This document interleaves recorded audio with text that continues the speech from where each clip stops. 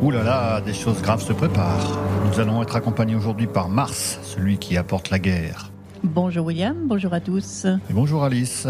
Tu as bien reconnu ce mouvement composé par Gustav Holst. Paul est sur le point de livrer bataille, c'est vrai, mais pas contre un ennemi extérieur.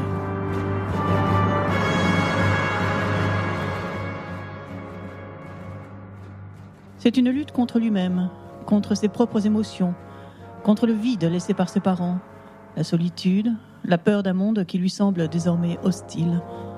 Contre un destin cruel, en somme. Oui, un destin cruel.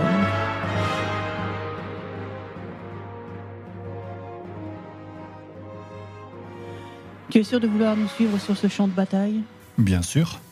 Je sais que la période que nous allons aborder sera très douloureuse, mais elle est inévitable. Tu es comme Martin alors, prêt à tout pour aider Paul ? La comparaison est flatteuse, tu remercies.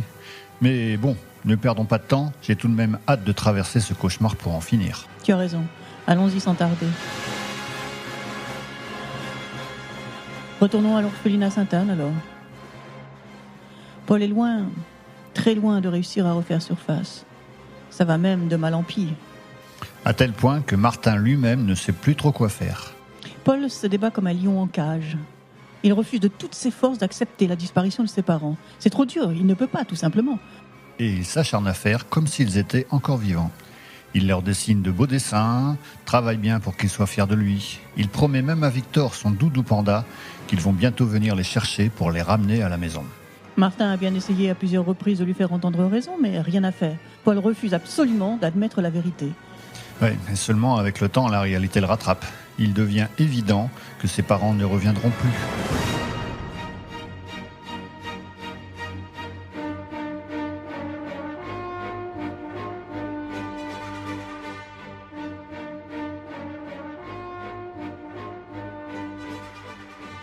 Je cite. « Sa confiance s'amenuisa progressivement jusqu'à ce qu'il ne resta plus que la désolation. Les étoiles dans ses yeux s'éteignirent les unes après les autres. Quand la dernière eut disparu, il fut happé par un maelstrom qui le disloqua et l'entraîna jusqu'aux entrailles de la souffrance. Un sentiment dévorant d'injustice anéantit sa foi, le brasier de la colère s'enflamma et embrasa le bûcher de la rancœur. La détresse le rongeait comme de l'acide. Le doute enflait jusqu'à l'étouffer. Qu'avait-il fait pour mériter un sort si cruel ?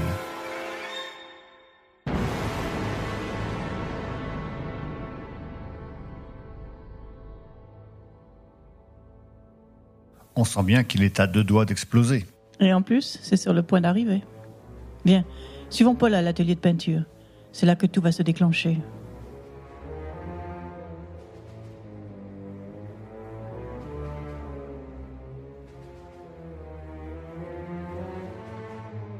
Les enfants ont l'air parfaitement calmes ici. Il faut dire qu'Ismaël, l'animateur, leur a demandé de dessiner un endroit réel ou imaginaire qui leur procure une sensation de bien-être et de sécurité. Alors forcément, ça les rassure.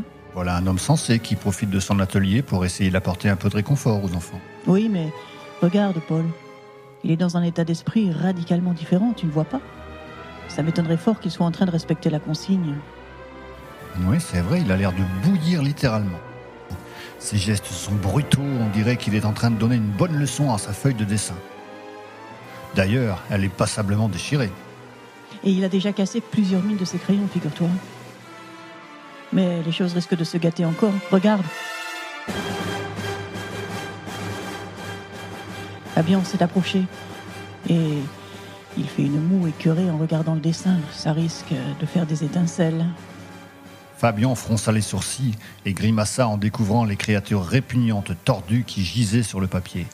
Elles avaient été tracées d'un geste rageur, avide de déchirer, de lacérer, de ravager. Le rouge et le noir s'affrontaient en traits hargneux. Ils suintaient comme du pu à travers les lambeaux de la feuille. Pourquoi t'as fait ça ? C'est moche ? La remarque mit le feu aux poudres.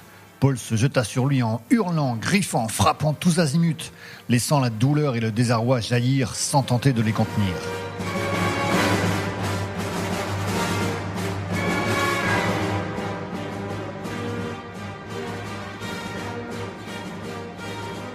Ismaël se précipite, il l'agrippe et le soulève de terre. Il le maintient fermement malgré les coups qu'il reçoit au passage. Et il écarte Paul des autres enfants en l'emmenant rapidement dans sa chambre. Martin est aussitôt informé et il arrive immédiatement. Mais Paul le repousse sans ménagement. Va-t'en, je te dis. Je ne veux pas te voir. Je ne veux voir personne. Cette explosion de colère va briser quelque chose en Paul.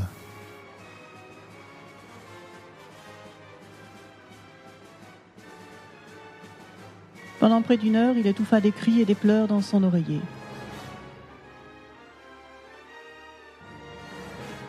Par intermittence, ses poings se dressaient pleins de rage vers les cieux inflexibles avant de retomber, dru, sur le lit, sur le mur, sur lui-même, sur Victor, sur sa vie, sur le vide.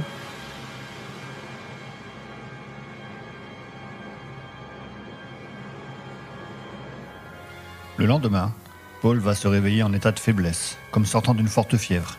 Cette colère dévastatrice, incontrôlable, montre qu'il n'est plus dans le déni, qu'il commence à accepter la réalité et le fait qu'il ne peut rien y changer. Oui, il vient de franchir une étape sur le chemin long et douloureux du deuil. Et c'est là qu'entre en jeu la musique, non ? C'était un lien très fort entre Paul et son père. Oui, c'est avec lui que Paul a appris la musique. Et c'est Martin d'ailleurs qui l'incite à reprendre le violon. Il croyait que ça l'aiderait à se reconstruire. Mais cette tentative est un véritable échec. Paul est littéralement terrassé par ses émotions. C'est trop tôt pour lui. C'est vrai, les souvenirs sont encore beaucoup trop douloureux. Son corps se tétanise, il est incapable de jouer la moindre note. Du coup, Martin s'en veut.